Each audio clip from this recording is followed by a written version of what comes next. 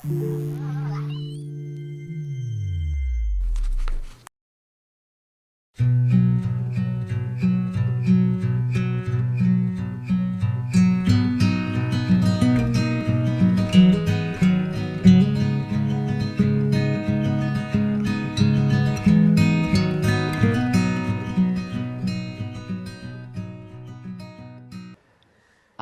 हामी सुकुल गफमा अलिकति सुकुल गफको मोडललाई चेन्ज गरेर हामी कुर्सी गफ गर्दैछौँ। हजुरकै प्राङ्गणमा, हजुरकै घरको प्राङ्गणमा हजुरलाई भेट्ने साक्षात्कार गर्न पाउनु आफैमा ठुलो कुरा हो। एकदमै यो सौभाग्य दिनुभएकोमा सबभन्दा पहिला त सुकुल गफको टिमबाट हार्दिक कृतज्ञता हजुरलाई सर। धन्यवाद। कुर्सीमै बसेर पनि सुकुलले गफै गरौँ न। कुर्सीमा भएर भए पनि मजाको गफ गरौँ, मिठो गफ गरौँ। सुकुल गफ गरेर सुकुल गुन्डा जस्तो देखिने। अक्सर हजुरले अन्तर्वार्तामा भनेको पाएको छु, कस्तो हुनुहुन्छ आजकल भन्यो भने ठोकठाक गरेर चलिरहेको छ जिन्दगी भनेर। धेरै भन्छु म, कहिले ठोकठाक गरेर ठिकठाक पारेको छु भन्छु, कहिले सन्चै हुनुहुन्छ भने नलडेसम्म सन्चै छु भन्छु। हजुर। किन पार्किन्सनले लड भइरहेको हुन्छ कि। हजुर। पहिलामा ध्यान दिएर होस गरेर हिँड्नुपर्छ। अनि धेरै सन्चै हुनुहुन्छ भने कि स्वास्थ्य ठिकै छ, शरीर गोलमाल छ भनेर भन्छु। हजुर। किन स्वास्थ्य ठिकै छ होइन, हिँडिरहेको छु, खाइरहेको छु, सास मजाले फेरिरहेको छु, शरीर चाहिँ गोलमाल छ कि। यो पार्किन्सनले मुभमेन्ट डिसअर्डर गर्छ कि, त्यस कारण त्यो डिसअर्डर भएको त्यो शरीर चाहिँ नर्मल छैन, एबनर्मल छ। एबनर्मल भने त्यो नर्मल छैन। यो सब बावजुद पनि मैले अघि पनि हामी यत्तिकै गफ गर्दा भनेको थिएँ, तपाईँलाई देख्दाखेरि अहिले पनि ऊर्जा आउँछ कि मलाई।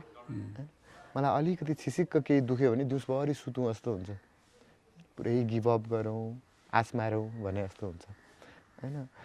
मैले हजुरको अरू अन्तर्वार्तामा पनि हेर्दाखेरि पार्किन्सन धेरैलाई थाहा छैन, हजुरले एक दुईचोटि भन्नुभएको छ। हजुर। अब त अलिक पहिला धेरैले थाहा भइसकेको छ। हजुरले नै पहिला पार्ट टेन्सन भन्नुहुन्थ्यो अरे है। पार्टिन्सन भन्थ्यो। हजुर।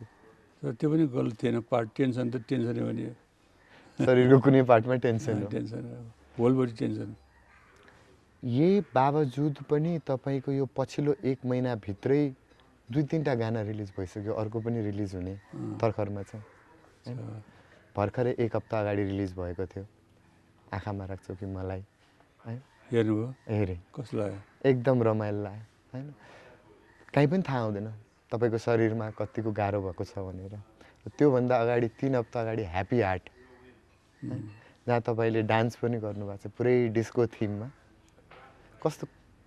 कसरी हुन्छ यस्तो सब? त्यो ह्याप्पी हार्ट सुटिङ गर्दा त्यो दिन त मेरो खुट्टै चलिरहेको थिएन, खालि हातले मात्रै यसले गरे, हातले एक्सप्रेसनले मात्र काम गरिरहेको थिएँ म। खुट्टा त उठ्दै थियो त्यो दिनमा, त्यसो भइरहेको थियो। तर मान्छेले याद हुँदैन। कहाँबाट आउँछ त्यो ऊर्जा? हामीले भिडियो हेर्दाखेरि त छिसिक्कै थाहा हुँदैन। ऊर्जा भनेको निकाल्यो भने निस्किँदो रहेछ, आवश्यकता अनुसार ऊर्जा भनेको निस्किँदो रहेछ। र पहिले जस्तो निस्किँदैन, त्यही पनि मेन्टेन भइरहेछ, मेन्टेनेन्स गरेर मेन्टेन भइरहेछ। हरेक प्रत्येक दिन मैले देख्छु सामाजिक सञ्जालहरूमा, टिकटकहरूमा पनि, युट्युबमा पनि तपाईँमा त्यो स्फूर्ति अझै बढिरहेको छ। काम गर्ने जोस, जागर अझै बढिरहेको छ। अघि भर्खर भन्दै हुनुहुन्थ्यो नयाँ गीत पनि आउँदैछ भनेर। फेरि नयाँ गीत आउँदैछ, त्यो ह्याप्पी हार्ट मेरो छोरी सराना श्रेष्ठले डाइरेक्सन गरेको थियो, ह्याप्पी हार्ट होइन। त्यसपछि अर्को 2टा आउँदैछ। एउटा चाहिँ यसमा चाहिँ एउटा हरिवंश र मैले पनि भिजुलाइज भएको छु, त्यसमा देखा परेको छु ठाउँ ठाउँमा। अनि सराना श्रेष्ठ चाहिँ अहिले चाहिँ लिडै गरेको छ त्यसमा।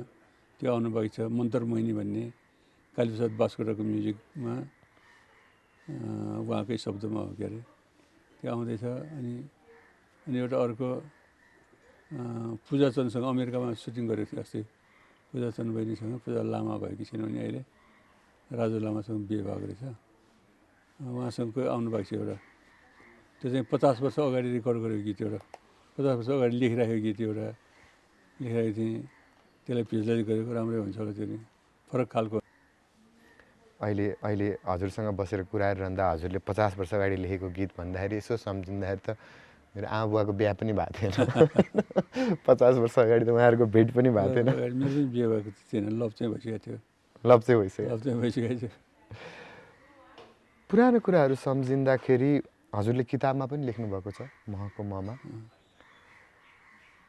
कसैले मलाई आमाको माया के हो भनेर सोधे म भन्न सक्दिनँ आमाको अभाव के हो भनेर सोध्यो भने म बरु जवाफ दिन सक्छु बाल्यकाललाई फर्केर हेर्दाखेरि आज कस्तो लाग्छ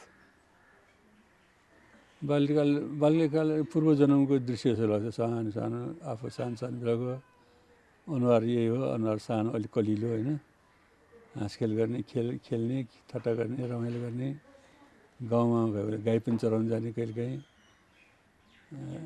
रमाइलो हुन्थ्यो बाल्यकाल र आजमा सायद मलाई भन्न मिल्छ कि मिल्दैन तपाईँको चञ्चलता धेरैले भन्नुहुन्छ अझै पनि उस्तै छ चकचक गर्न मन लागिराख्ने त्यो बेलाको चञ्चलता र अहिलेको चञ्चलता अलिक फरक छ त्यो बेला चञ्चलता कसैले के हे भन्ने हे नभनेसम्म कन्ट्रोल हुनुहुन्थ्यो बा हजुरबाहरूले हे भन्नुहुन्थ्यो त्यो बेलाको चञ्चलता बढी हुन्थ्यो अहिले आफैले हे भनेर चञ्चलता कन्ट्रोल गर्नुपर्छ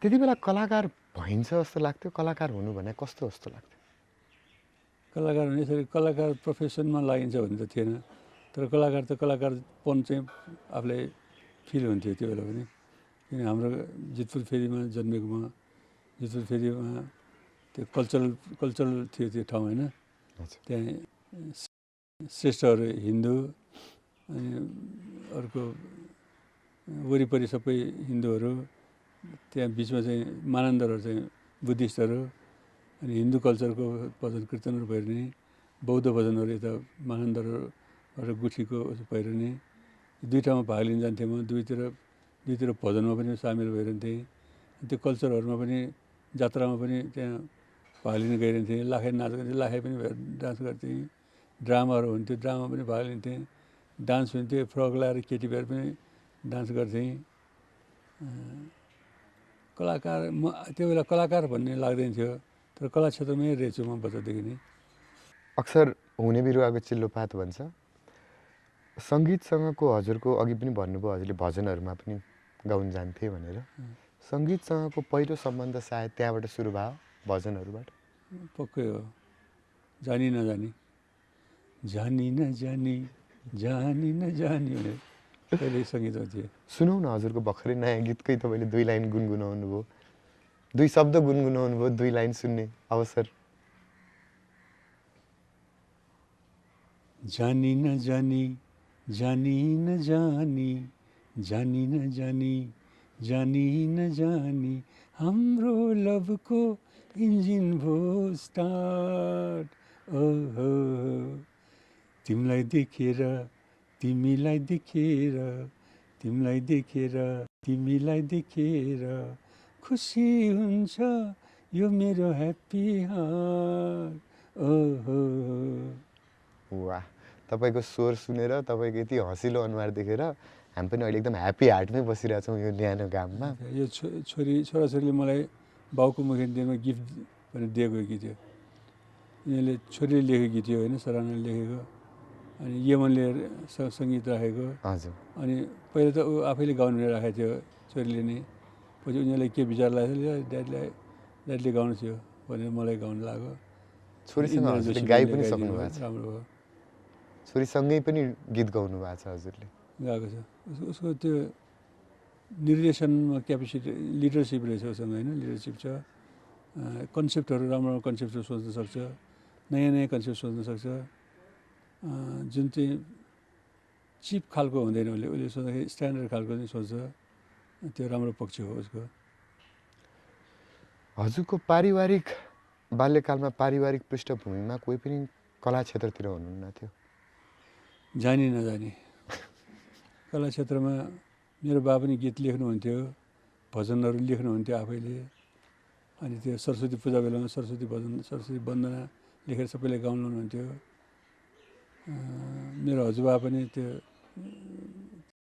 गुठीको बेलामा रमाइलो गर्नुहुन्थ्यो अबिर सबिर दलेर नाचेर गाएर त्यति बेला सपोर्ट हुन्थ्यो कला क्षेत्रमा जब तपाईँ भजनमा हुनुहुन्थ्यो, तपाईँ त्यो लाते मलाई पनि बज्न हार्मोनियम जानुहुन्थ्यो। बजाएर गाउन लाउँथ्यो। बजाउँथ्यो बच्चैदेखि हार्मोनियम बजाएर भजन गाउन लाउँथ्यो। गीत हिन्दी गीतहरू गाउन लाउँथ्यो अनि अरूलाई सुनाउनु लाउनुहुन्थ्यो उहाँहरूले। 28 सालभन्दा अगाडि जुन एउटा मुनासो भन्ने संस्था जसले चाहिँ नेवारी भाषाको प्रवर्धन अनि हास्य विधा व्यङ्ग्य विधामा काम गरिरहेको थियो, त्यसले पनि हजुरलाई कलाकार स्थापित बनाउन मद्दत पुर्याएको भन्न सकिन्छ? त्यो त प्लेटफर्मै बनाएको नि, आफूले आफ्नो प्लेटफर्म आफैले बनाएको हामीले। जस्तो अहिले त प्लेटफर्महरू थुप्रो छ होइन, इन्डियन नेपाली आइडल्स पनि छ, यता लिटिल च्याम्प भनेर बच्चैदेखिको प्लेटफर्महरू छ, लिटिल च्याम्पहरू आएर छ, टिभीहरू छन्, रेडियोहरू छन्, स्टेज प्रोग्रामहरू छन्,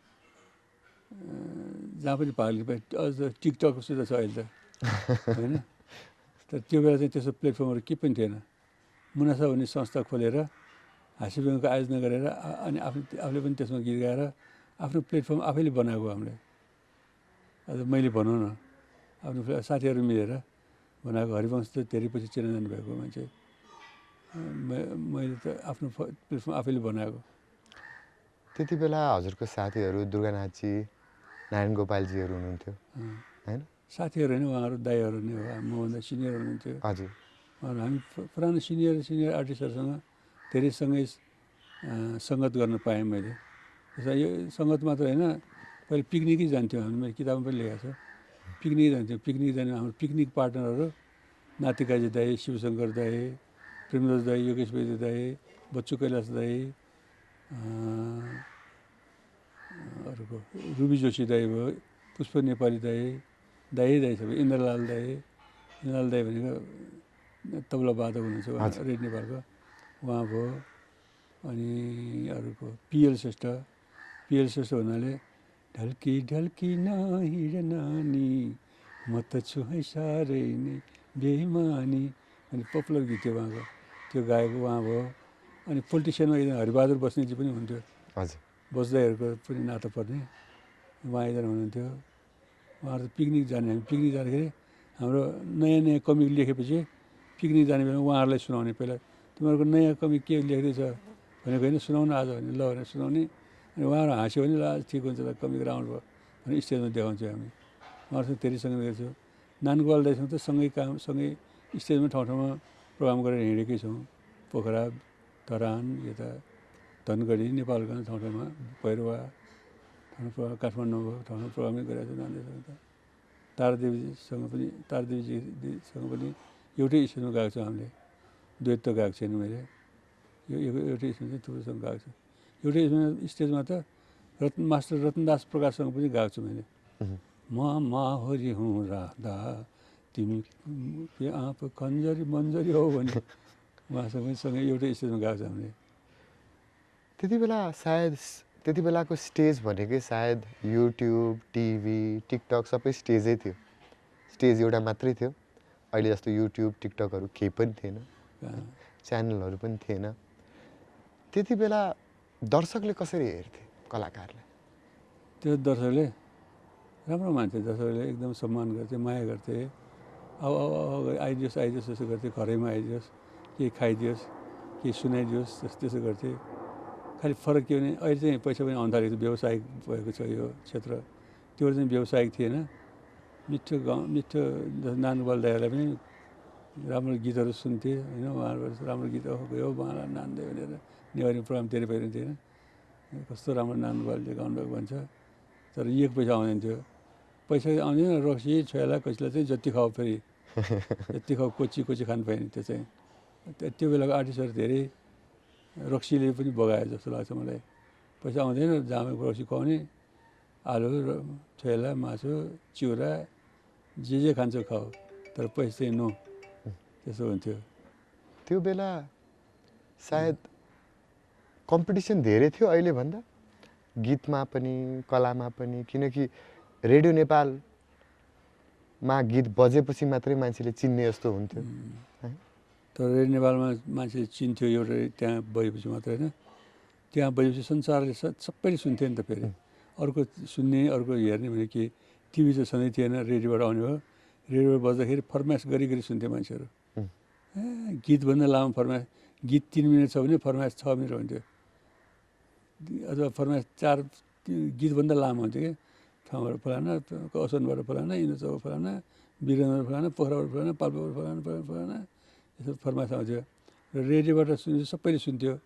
अब त 300-400 एउटा एफएमहरू रेडियो छ, कुन रेडियोबाट कुन गीत बजाउने, कुन बज्यो, कसले कुन बजाएको बेलामा कतिखेर आफूले सुने भाग्य जोगे, जुन बजाउँदै जे भयो। त्यस कारण अहिले धेरै पातलो भयो क्या, पातलो भयो। अब त्यसमा चाहिँ फेरि हिजोआज त्यो बेला एकदम माया गरेर गीतलाई गीतकारको नाम लिन्थ्यो उद्घोषकहरूले। यो गीत फलानाले लेख्नुभएको गीतकार, शब्द रचना फलानाको, सङ्गीतकार फलाना, गायक फलाना भनेर तिनीहरूको नाउँ त छुटाउँदै छुटाउँथ्यो हरेकपल्ट। उहाँलाई सम्मान हुन्थ्यो त्यसबाट। अब हिजोआज नाम कसले सङ्गीतकारको नाम त लिँदैन, अब गीतकारको नाम त झनै लिँदैन। तर सबभन्दा गीतमा भनेको माया भनेको गीतकारलाई जति गीतको माया सङ्गीतकारलाई पनि कम हुन्छ। गायकलाई त थुप्रो गर्लफ्रेन्ड भएको बोयफ्रेन्ड जस्तो के गाइयो हिँड्यो, के मतलब के गीत गाएको थाहा हुँदैन, त्यसो हुन्छ। हजुरले भन्दै हुनुहुन्थ्यो गीतको महत्त्व, नारायण गोपालजीहरूको गीत, बच्चु कैलाशजीहरूको गीत, गोपाल योन्जनजीहरूको गीत, रचनाको महत्त्व। अहिले रियालिटी सोजमा पनि त्यही गीतहरू चल्छन्। हजुर आफै पनि रचनाकार हुनुहुन्छ, थुप्रै गीत लेख्नु भएको छ। कति गाह्रो हुन्छ यो गीत लेख्ने भनेको कुरा? मुडको कुरा हुँदो रहेछ गीत भने। म पहिला गीत खुब लेख्थेँ, राम्रै लेख्थेँ जस्तो लाग्छ। पछि त गीतको के लेखेर केही महत्त्व पनि भएन। जस्तो कसैले गीत आयो भने यो मैले गाएको गीत भनेर, मैले लेखेको गीत भनेर भनिरहनु पर्ने के मजा हो। एउटा गीत लेखेर कति टाइम लाग्छ, कति कन्सन्ट्रेट हुनुपर्छ, कति मिहिनेत गरेर लेख्नुपर्छ। एउटा फरक किसिमको गीत लेख्नलाई टाइम लाग्छ नि, होइन? कम हो मेरो। के हो मतलब गीत लेखेर आफूले चिनाइरहनु पर्ने भएपछि के मजा आयो त्यसरी। गीत लेख्ने कम भयो। त्यसपछि फेरि त्यो मेरो मिसेस बितेपछि मैले गीत लेख्ने बन्द भएको थियो। गीत लेख्ने नआएको जस्तो हल्का फल्का गीतहरू चाहिँ लेख्न सकिन्छ, गहिराई भएको गीतहरू, अलिक डेप्थ हुने गीतहरू चाहिँ लेखिँदैन कि। किन लेखिँदैन खोइ मलाई थाहा छैन, मुडै बन्दैन। अब लेख्दाखेरि पनि त्यो बिग्रिएर आउँछ क्या, आफूलाई चित्त बुझ्यो च्यादरी फ्याँकिदिनु, त्यसो भइरहेको छ। हजुरले लेखेका गीतहरू यति मार्मिक छन्। हजुरले अघि भर्खर मेसेजकै कुरा गर्दाखेरि बर ढले पिपल एक्लै पिपल ढले, होइन बर ढले पिपल मैले त्यो त होइन हजुरले गाउनु भएको छ। मैले गाएको प्रकट पगैनेजीले लेख्नु भएको त्यो खोलाबारी चाहिँ मैले लेखेको हो। खोलाबारी खोलापारी पिपलहरू बर, हावा चल्यो पात हाल्यो माया बरोबर चाहिँ मैले लेखेको। यही गीत सुनेर यसैको बेसमा राखेर उहाँले प्रकट पगैनेजीले पोखरामा बस्नुहुन्छ उहाँले लेख्नुभएको बर ढले पिपल एक्लै पिपल ढले बर, जो ढले नि चौतारीको छाती चरेर, मलाई नि सम्झेर मेरो अवस्था सम्झेर त्यो खोलाबारी खोलापारीको आधारमा लेखेको भन्नुहुन्थ्यो। त्यो चाहिँ यमनले लिएर आयो। मैले हल्कासँग गाउनु गाह्रो थियो, मलाई गाह्रो बेलामा गाएको, कनी कुटी गाएको थिएँ मैले। 2 लाइन सुन्न सकिन्छ हजुर यो गीत? बर ढले पिपल एक्लै पिपल ढले बर, जो ढले नि चौतारीको छाती चरर, जो ढले नि चौतारीको छाती चरर। मिठो लेखाइ नै एकजना साथीलाई सुनाएको मैले, ओहो कस्तो सजिलो गीत लेखेको यो, यस्तो सजिलो गीत किन कसैको दिमागमा पहिला आएन रे उहाँ चाहिँ। हजुरको लेखाइलाई एकदमै इन्सपायर हजुरको मिसेसले गर्नुहुन्थ्यो लेखनमा? पक्कै पनि गर्छ होला। कतिपय गीत उसको कुरा सुनेर मैले लेखेको छु, कतिपय गीतहरू होइन। कतिपय गीतमा जानी नजानी प्रत्यक्ष अप्रत्यक्षमा त्यो परिरहेको हुन्छ। त्यो लाइफको अनुभवहरू भनेको आफ्नो बेलभेटको सङ्गत, उसको खुर्की, उसको माया, उसको उसको सजेसन त्यो कता कता परिरहेको हुन्छ त्यहाँ उसको एट्याचमेन्ट हो कुनै न कुनै शब्दले गीतहरूमा आइरहेको हुन्छ त्यो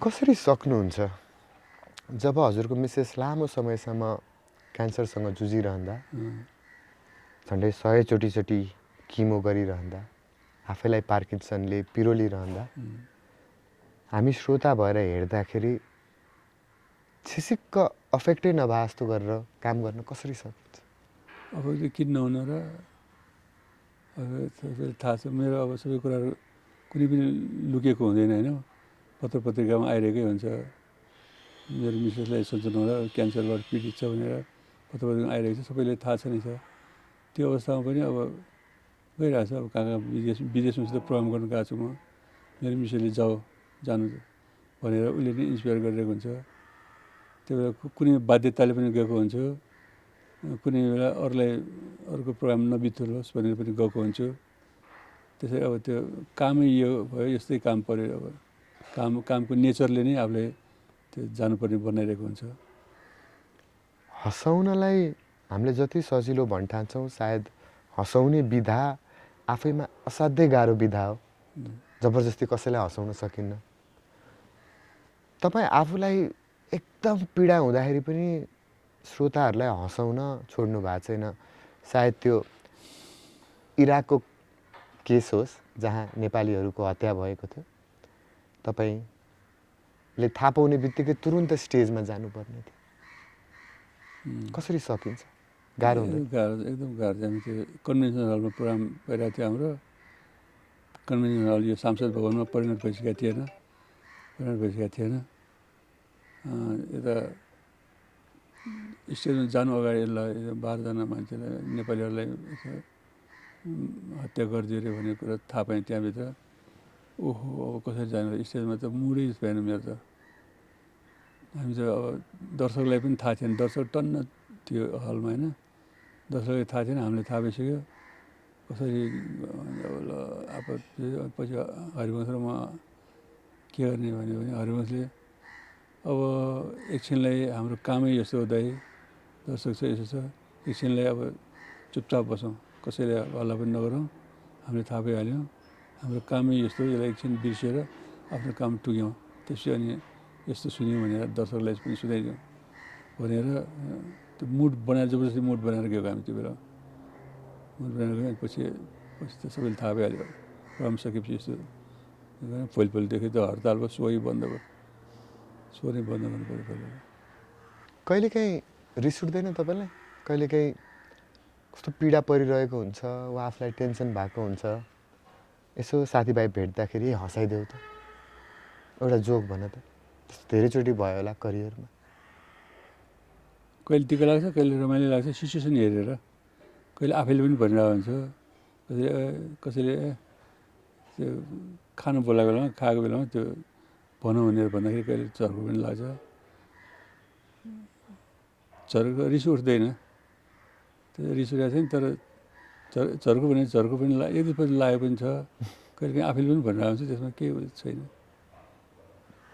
कामै यस्तो के होइन फर्केर हेर्दाखेरि गर्न बाँकी अझ के छ जस्तो लाग्छ हजुरलाई फर्केर हेर्दाखेरि गर्न बाँकी त अब के हो धेरै अब यो क्षेत्र भनेको जति गरे पनि नसिद्धिने होइन जेनेरेसन विभिन्न जेनेरेसनबाट अर्को जेनेरेसनबाट गर्दै गर्दै आएको अब पहिला कयौँ हाँस्य अभिनेता अभिनेत्रीहरू थिए होला नि होइन त्यसपछि आयो कति हामीले थाहा भनेको हाडापाल ध्रुवराज राजपाल थापाजीहरूले गर्नुहुन्थ्यो गोपालराज मैनालीले गर्नुहुन्थ्यो केशवराज पिँडालजीले गर्नुहुन्थ्यो यादव खरेल दाई पनि हाँस्य कविता दिनुहुन्थ्यो नवराजजी हुन्थ्यो पोखराको उहाँले पनि गर्नुहुन्थ्यो अनि हामीले आएर गऱ्यौँ हामी पछि फेरि अब अर्को हामी पछि नयाँ नयाँ जेनेरेसनले गर्दैछन् यो हाँस्य भने कहिल्यै नसिद्धिने नटुङ्गिने धारावाहिक क्रम छ भनेपछि अब गर्दै जानु पर्थ्यो हामीले अब हाम्रो कहाँसम्म गर्ने लेखेको छ त्यहाँसम्म गरिन्छ त्यसपछि नयाँ नयाँहरूले जिम्मा लिएर अगाडि बढाउँछ त्यही हो तपाईँको जतिवटा गीत युट्युबमा रिसेन्टली हेरिरहेको छु मैले। तपाईँ पुरानो जेनेरेसन हुँदै होइन, तपाईँ यही जेनेरेसन हुनुहुन्छ। गीत चाहिँ मलाई थकथक लाग्छ। गीत मेरो स्वर हुँदाखेरि, स्वर बाँकी रहँदाखेरि सास, अहिले गीत सास पुग्दैन, सुर नलाग्ने भइसक्यो, हाईमा गाउनु गाह्रो त्यस्तो भइसक्यो। सुर लाग्दाखेरि, स्वर हुँदाखेरि, सास हुँदाखेरि किन गाइनँ मैले भन्ने हुन्छ भने मैले पुरा हाँसी व्यङ्गमा टाइम दियो, फुर्सदै भएन, गीतलाई ध्यानै दिनु पाइएन। त्यो अब चाहिँ हाँसी व्यङ्गमा अलिकति कम टाइम दिइरहेको हुनाले यो बेला 2-4वटा कम टाइम दिँदा हुने यो म्युजिक भिडियोलाई टाइम दिएको राम्रै भइरहेको रहेछ। दर्शकले जहाँ गए पनि त्यो फुलबुट्टे साडीको कुरा गरेर हुन्छन्, यो सुनको कचौरीको कुरा गरेर हुन्छन्, टिकटकै बनाउन आइरहेको हुन्छन्। टिकटक पनि बनाउन म गाइदिनु भन्छु, भाग लिनु सही हुन्छ भन्छु, जहाँ पनि म संलग्न भइदिएको छु होइन। अनि पछि ह्याप्पी हार्ट पनि राम्रै मानेको छन्। अब यो के आँखामा राख्छ कि मलाई भने त्यो पनि राम्रै भएको छ। अर्को पूजा चन्दसँग गरेको अमेरिकाको त्यो पनि राम्रो छ। अर्को यहीँ त्यो मन्तर मैनी भने छोरीको डाइरेक्सन गरेको त्यो पनि राम्रो भएको छ। अब अर्को पनि 1-2 गरौँ भन्ने सोच छ। समयले दिएको चिज पहिला हुन्थ्यो। तर यो म्युजिक भिडियो भनेको हामीले अहिले आएर मात्र बनाउन थाल्यौँ होइन। पहिला हिन्दीमा त इन्डियामा त 60-70 वर्ष अगाडिदेखि नै म्युजिक भिडियो तयार भएको छ। उनीहरूको फिल्ममा गीत हुन्थ्यो, फिल्मको गीतबाट पपुलर भइरहेको अहिलेसम्म होइन। अब हाम्रो चाहिँ बल्ल आएर सुरु भयो, अहिले भइरहेछ, मचिरहेछ अलिकति। हामीले चाहिँ यो गीतमा चाहिँ नि जुन भिजुअलाइज हुन्छ त्यो चाहिँ लामो समयसम्म टिक्दो रहेछ युट्युबहरूले गरेर। भिजुअलाइज नभएको चाहिँ त त्यसै हराएर जाँदो रहेछ। भिजुअलाइज नभएको राम्रो राम्रो नेपाली गीतहरू हजारौँ लाखौँ छन्, सबै ओझेलमा परेको छन्। तर हिन्दी गीत चाहिँ फिल्ममा युटिलाइज भएको हुनाले त्यो चाहिँ देखा परिरहेछ, सुन्न पाइरहेछ। अब इन्डियामा त अझ अरबौँवटा गीत होला, त्यो त अरबौँ जनसङ्ख्या भएको देशमा अरबौँ गीत होलान् बनाएर गएको, त्यो सबै ओझेलमा परेको छ। जुन भिजुअलाइज भएर फिल्ममा युटिलाइज भएको छ तिनीहरू चाहिँ हाम्रो कानमा अझै पनि परिरहेछ होइन। हामीले पनि अब अहिले आएर नत्र जमानामा भिजुअलाइज गरे भए हाम्रो पनि भइरहन्थ्यो होला। अब हाम्रो देश वातावरणै जुरेन, समय नै मिलेन कि समयले नै साथ दिएन त्यो बेला। पक्कै पनि टेक्नोलोजीले पनि साथ दिएन हामीलाई। थुप्रो गीत अझै हामीले आर्काइभिङ गर्नै बाँकी छ होइन। अघि हजुरले भन्दै गर्दाखेरि मलाई एकदम फेरि अनुरोध गर्न मन लाग्यो, फुलबुट्टे साडी हजुरले गाएका सबै गीत कर्णप्रिय छन्। सुनको कचौरीमा गाईको बिगौती, तर फुलबुट्टे साडीको 2 लाइन अनुरोध गर्न सक्छु म? फुलबुट्टे सारी सपक पारी पछौरी मलमलको, कौशीमा बसी तिमीले हेर्दा मन मेरो हलचल भो, कान्छीको केश फिजारिएछ मैकोरी बाटी गरिदेऊ कि, रेशमी चुल्ठो उडाई घुम्टो, रेशमी चुल्ठो उडाई घुम्टो, मायाको रङ्ग भरिदेऊ कि, मायाको रङ्ग भरिदेऊ कि। दर्जनौँ गीत गाउनु भएको छ, दर्जनौँ गीत लेख्नु भएको छ, नेवारी भाषामा पनि थुप्रै गीतहरू गाउनु भएको छ। अहिले आएर हेर्दाखेरि आफूलाई अभिनेता भनेर हेर्नुहुन्छ कि पहिला रचनाकार कि गायक? म हाँसी व्यङ्ग गर्छु भनेर मैले कहिले पनि दिमागमा लागेको थिएन। गीत चाहिँ गाउँछु भनेर गएको थिएँ। गायक भनेर लेख्दाखेरि मजा लाग्थ्यो सानो बेलामा पनि, सुरुमा गायकमा विशेष भन्दाखेरि रमाइलो लाग्थ्यो। यो हाँसी व्यङ्गमा त्यति मजा लाग्दैन मलाई। अब हाँसी व्यङ्ग पछि साइनोसाइटिस भयो मलाई, पिनास भएपछि गीत गाउनु गाह्रो भयो। त्यसपछि जोकसोक सुनाएर म लन्डनमा पारेर स्टेज तानेर आउँथेँ। अनि पछि गीत कम हुँदै गयो, जोक बढी हुँदै गयो।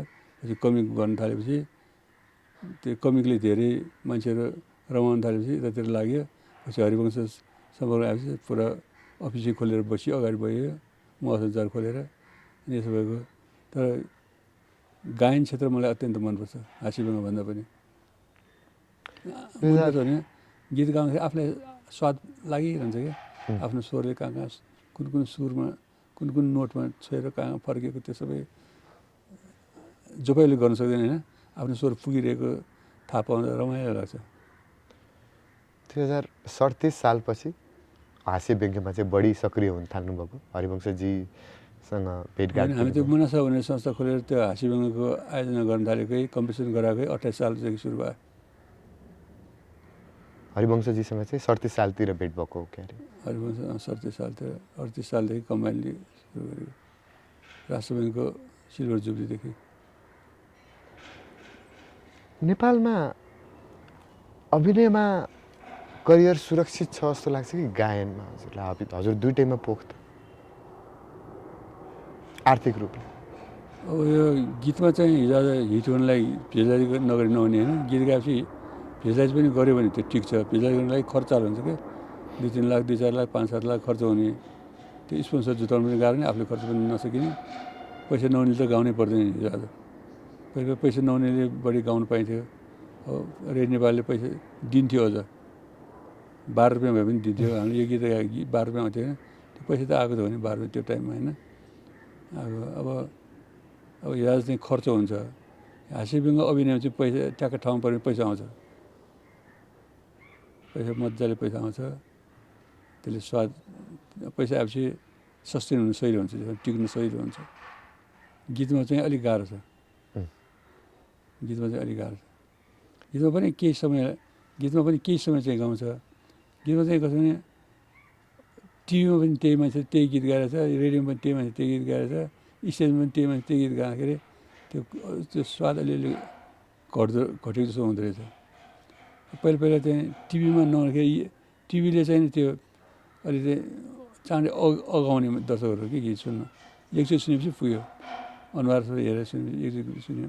रेडियोमा चाहिँ त्यस्तो हुँदैन थियो। जति सुने पनि राम्रो गीत 1000 सुने पनि सुनिरहन मन लाग्ने हुन्छ। अनुहार देखेको हुँदैन। स्वरमा चाहिँ आनन्दसँग गाए त्यस्तो के फरक छ, फरक छ इफेक्ट। अहिले हामी डिजिटल प्रविधिमा गइसक्दा हजुरले थुप्रो स्टेजमा गाउनु पनि भएको छ, अभिनय बाहेक पनि। पोलिटीको सिरिजहरूमा पनि हजुरले लाइभ गाउनु भएको छ। लाइभ सोजको मोह अब घट्दै गएको हो त? लाइभ सोको घट्दैन होला, कहिले पनि घट्दैन। तर यो पेन्डेमिकले गरेर, कोरोनाले गरेर सबै डामाडोलै पारिदिएको छ। स्कुलहरू, कलेजहरू, शिक्षण संस्थाहरू, कतिपय फिल्म क्षेत्रहरू, कतिपय क्षेत्रहरूलाई पनि ध्वस्त पारिदिएको छ यसले। त्यस कारण त्यो लाइभ सोहरू पनि त्यस्तै भइरहेछ। तर लाइभ सोको स्वाद त बेग्लै हुन्छ। लाइभ भनेको लाइभ हो। त्यो पनि टिभीमा लाइभ हेर्नु, स्टेजमा सँगै बसेर हेर्दाखेरि स्वाद फरक हुन्छ। अघि पनि हजुरले भन्नुभयो लेखनको बारेमा। जस्तो मैले त्यो मेरो किताब विमोचन भइसकेपछि किताबको विषयमा इन्टरभ्यू राखेर गीत 2-4 गाउने प्रोग्राम हो। यहाँ रातो बङ्गलाको हलमा पनि राखेको थिएँ। पछि पोखरामा गऱ्यौँ, दमौलीमा गरेँ, यता डुम्रेमा पनि गरेँ, के अरे जापानमा गरेँ, त्यत्तिकै राम्रो भएको थियो। अमेरिकामा गरेँ, त्यत्तिकै राम्रो भएको थियो। ब्याङ्ककमा गरेँ, त्यहाँ पनि त्यत्तिकै राम्रो भएको थियो होइन। जसबाट त्यो फोन पनि मजाले फोन पनि जुरेको थियो। फोन युज पनि भएको थियो। म आफ्नो पनि मलाई पनि फोन राम्रो जुरेको थियो। स्टेज प्रोग्रामको स्वाद कहिले पनि सिद्धिँदैन भन्यो नि। हजुरले त स्टेजमा अभिनयमा पनि सबैलाई हँसाउनु भएको छ, स्टेजमा गायनबाट पनि सबैलाई भावुक बनाउनु भएको छ। अघि हजुरले लेखनको कुरा गर्दै हुनुहुन्थ्यो। यो पिँढीमा हामी चुकिरहेछौँ लेख्नलाई राम्रो गीत? राम्रो गीतकारहरूले गीतै लेख्न छोडेको छ अथवा दिन मन पराइरहेको छैन जस्तो लाग्छ मलाई। लिएर के हुन्थ्यो, यो गीत मैले लेखेँ भन्नु पर्ने, न गायकले स्टेजमा फलानाले गीत गायो भने गीतकारको नाउँ लिइदिन्छ, गायकले नाउँ लिइदिँदैन, आफू मात्रै गायो, पैसाले हिँड्यो। त्यसो भइरहेछ। पैसाले पनि कहाँ कति दिन्छ नि, कसलाई कति दिने कन्फ्युजिङ पनि छ। फेरि कुनै नियम पनि छैन त्यसमा। गीतकारहरूको राम्रो गीत लेख्ने गीतकारहरूको मन त्यति प्रफुल्ल छैन, खुसी छैन जस्तो लाग्छ मलाई। गीत लेख्ने मान्छे एकदमै भावुक हुन्छन् रे, मान्नुहुन्छ? भावुक हुन्छन्। भावुक हुनैपर्छ भन्ने छैन, भावुक नहुनेहरू पनि छन्। भावुक भएर लेख्दाखेरिको भाव बेग्लै हुन्छ नि, त्यो लेखाइ नै फरक हुन्छ। गीत लेख्दाखेरि पनि त्यो सिरियस वे लेख्नु र जुन किसिमको गीत लेख्यो त्यही अनुसार फिलिङमा बस्नुपर्ने हुन्छ कि। तर तपाईँको सानैदेखि लेखनमा रुचिले गर्दाखेरि हो आत्मकथा लेख्न प्रेरित गरेको? त्यस्तो होइन, आत्मकथा त अब धेरै पछि लेखेको चिज भयो त्यो। अब यो क्षेत्रमा लागेको धेरै वर्ष भएपछि एउटा रेकर्ड पनि हुन्छ। फर्केर त आफूले के काम गरेँ भन्ने कुरा एउटा रेकर्ड पनि हुन्छ लेखेको हो। बच्चा बेला नसोचेको कुरा हो त्यो। त्यो आत्मकथा लेख्दाखेरि पनि केही समय बिचमा रोकिनु भयो तपाईँ? सुरु गरेकोदेखि 6 वर्ष त लाग्यो किताब लेखेर, तर लेख्नलाई मात्र 6 वर्ष लागेको थिएन। किन 2 वर्ष त ठ्याम्मै लेखिनँ, बाँकी 4 वर्ष। 4 वर्षमा पनि बिचमा कहिले 3 महिना लेखेको छैन, कहिले 6 महिना लेखेको छैन, कहिले 2 महिना एकचोटि लेखेको छैनसम्म। किनभने मेरो मिसेसको ट्रिटमेन्टको क्रम चलिरहेको थियो त्यो बेला। एकदम मेरो ध्यान उता डाइभर्ट थिएँ। त्यो टाइममा अलिअलि बचेको टाइममा मुड निकालेर मुड भएको टाइममा अलिअलि गरेर लेखाएँ मैले। फेरि पार्किन्सन पनि थपिएको थियो। लास्ट त हातै लेख्न नसक्ने भयो। पछि पनि मैले यो हातले अर्को हातले लेख्दै धकेलेर पनि लेखाएको छु मैले। जबरजस्ती सकाएको लास्ट। महको म पढ्दाखेरि लाग्छ कि कुनै एकदमै अनेस्ट चलचित्र हेरिरहेको छु। यति अनेस्टली लेख्नुभएको छ। पक्कै अनेस्ट छ। त्यसमा मैले किताबमा जस्तो कतिपय अटोबायोग्राफीहरू म भन्ने एउटा भएको हुन्छ। मैले यसो गरेँ, म नभएको यसो हुँदैन थियो, मैले यसो गरिदिएको हुनाले यसो भयो भनेर चाहिँ आफूलाई महत्त्व दिएको हुन्छ। मैले आफूलाई महत्त्व दिएको छैन। जे छ जसो छ, जे छ त्यही हो। कुनै बढाएको पनि छैन, घटाएको छु थुप्रो, बढाएको छैन। मैले 2 चिजमा विशेष ध्यान दिएको छु। मैले कतै अहङ्कार पोखिएको थिएँ, अहङ्कार कतै पोखिएला कि भनेर त्यो चिजमा ध्यान दिएको छु। अरू पछि अरू कुरा भनेको मैले किताब पढेर कसैले चित्त दुख्ला कि भनेर त्यो पनि ध्यान दिएको छु मैले। जातीयतामा पनि सतर्क भएको लेखेको छु मैले। किन मेरो मिसेस सुवेदी म श्रेष्ठ भएकोले त्यो जातीय असरहरू मैले राम्रोसँग बुझेको छु कि राम्रोसँग भने धेरै हदसम्म बुझेको छु मैले त्यहाँ चाहिँ मेरो श्रीमती बाहुन म नेवार भने यस्तो शब्दहरू पारेको छैन मैले। मेरो श्रीमती श्रेष्ठ सुवेदी परिवार कि म श्रेष्ठ परिवार भने यसरी फिल्टर गरेको छु, जुन कि पढ्दाखेरि हलुका होस् मान्छेले। त्यो जातीय गडबड कम्युनियल गन्ध कतै नआओस् भन्ने हिसाबले त्यो ध्यान दिएर लेखेको छु मैले। यति वरिष्ठ कलाकार भएर हजुरले किताब पनि लेखिसक्नु भएको छ, तैपनि यो हम्बलनेस है, यो एकदमै डाउन टु अर्थ बानी तपाईँले अक्सर भन्ने गर्नुभएको छ कि जीवनको उतार चढावको कुरा गऱ्यो भने कसको जीवनमा हुँदैन र हरेककोमा हुन्छ भनेर। यो यसरी हम्बल बन्न उमेरबाट आउँछ कि एक्सपिरियन्सबाट आउँछ कि कसरी यति हम्बल भन्नुहुन्छ? तपाईँको लेखमा पनि देखिन्छ त्यो। हम्बल नेचर होला, अलि आफ्नो नेचर। बच्चैदेखि म त्यो चञ्चल भए पनि त्यो झगडा गर्ने नेचरको थिइनँ म। झगडा गर्ने साथीहरूसँग अलिक पर भएर हिँड्थेँ। त्यो नेचरै त्यसो होला बच्चादेखिकै। अलि सङ्गतले पनि असर पार्यो होला। अलिकति आध्यात्मिकता पनि सानैदेखि अलिक बुझ्न कोसिस गरेको अथवा बुझाइदिने मान्छेहरूको सङ्गत परेको, त्यसैले पनि केही असर पर्यो होला। साथीभाइको सङ्गत, मेरो साथीहरू पहिलादेखि नै आध्यात्मिक कुरा गर्ने, एकदम स्वामी विवेकानन्दको कुरा गर्ने, रामकृष्ण परमहंसको कुरा गर्ने, रजनीशको कुरा गर्ने, यो साथीहरू थियो पहिलादेखि होइन। यिनीहरूको सङ्गतले पनि केही फरक पर्यो होला, पार्यो होला भनौँ, जानी नजानी। म आज यहाँ आउँदा पनि सोचिरहेको थिएँ, मैले हिजो पनि सोचिरहेको थिएँ कि हजुरको बारेमा यसो रिसर्चहरू आफ्नो गर्दै गर्दा म धेरै रिसर्च गर्दिनँ, एकदमै क्याजुअली उहाँको कुरा सुन्छु भन्नु। किनकि तपाईँ जस्तो वरिष्ठ कलाकारसँग बसेर सुन्न पाउनु आफैमा सौभाग्य हो। लगभग 40-45 मिनट हामीले कुरा गरिसकेको छौँ। अहिले आएर फर्केर हेर्दाखेरि सबभन्दा ठुलो कमाइ के हो जस्तो लाग्छ? सबभन्दा ठुलो कमाइ भनेको यही दर्शकबाट पाएको माया नै हो। जुन घरमा गए पनि सबैले चिन्छ, जहाँ गए पनि सबैले चिन्छ, सबैले आफू सरहको मान्छेले साथीभाइ जस्तो व्यवहार गर्छन्।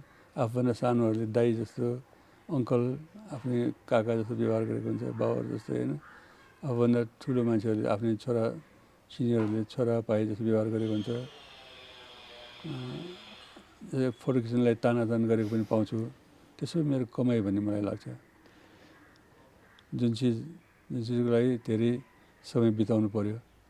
यो माया नेपालमा मात्रै होइन, यदि म सही हो भने जब हजुरको मिसेसको किमो चलिरहेको थियो, सायद 47औँ किमो चलिरहेको बेलामा हजुरलाई एकदमै स्ट्रेन्जर अपरिचित व्यक्तिले बद्रीनाथ मन्दिरबाटै हजुरलाई फोन गरेर जय बद्रीनाथ होइन, अहिले पनि गर्नुहुन्छ उहाँ कहिलेकाहीँ मलाई फोन। अहिले पनि कुरा हुन्छ उहाँसँग? धेरै कुरा गर्नु, जय बद्रीनाथ सच्चै हुन्छ दाइ, ल ल ल भगवान्ले रक्षा गर्नु, ल सबै राम्रो होस्, निरोगी होस्, हस्दै राखिदिन्छ है भने राखिदिन्छु फेरि। धेरै लामो कुरा गर्दैन। अब हजुर जाँदा जाँदै हजुरले मायाको कुरा गर्दै हुनुहुन्थ्यो, जाँदा जाँदै मलाई टुङ्ग्याउनु त मन लाग्छ छैन, तर लगभग 45 मिनट भइसक्यो, हजुरले केही समय पनि दिनुभएको छ। यो जुन कमाइमा माया भन्नुभयो, हजुरको किताबमा पनि अन्तिममा एउटा गीतबाट टुङ्ग्याउनु भएको छ मायाकै बारेमा। असाध्यै मिठो गीत छ, धेरै माया।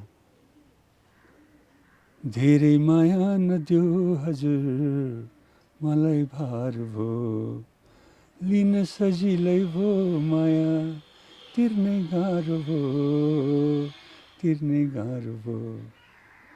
मैले त्यो किताबमा यो गीत लेखेर किताबको एन्डै यो गीतबाट गरेको छु मैले। हजुर, धेरै माया पाइयोस्, तिर्नु पर्ने भयो, तिर्नु पऱ्यो भने तिर्नै सकिँदैन। त्यो लेखेको पनि छु मैले। ब्याङ्कबाट सापट लिएको भए घरखेत जपत हुन्थ्यो मेरो, त्यति माया पाएको छु मैले। यो बिना ब्याजको माया सधैँ तपाईँलाई अझै अपार रहिरहोस् भन्ने शुभकामना। हुन्छ। अब एउटा अमेरिकामा पिएचडी गरेको मेरो छोरीको डाइरेक्सनमा पूजा चन्द्रसँग, त्यो पनि मायासँग सम्बन्ध छ। त्यसमा चाहिँ कसो भने 50 वर्ष अगाडि लेखेको गीत होइन, नालिस दिन्छु तिम्रो नाममा प्रेम अड्डा गएर, मेरी मायालु मलाई माया गर्दिनन् भनेर। त्यो चाहिँ चाँडै आउँछ, सुन्नु होला दर्शकहरू। हस्, पक्कै सुन्छौँ। समयको लागि धन्यवाद। यति नै हँसिलो, यति नै स्फूर्तिलो सधैँ रहिरहनुहोस्, नयाँ नयाँ गीतहरू सधैँ बनिरहोस्, यही शुभकामना हजुर। हस्, थ्याङ्क यू, धन्यवाद। हस्।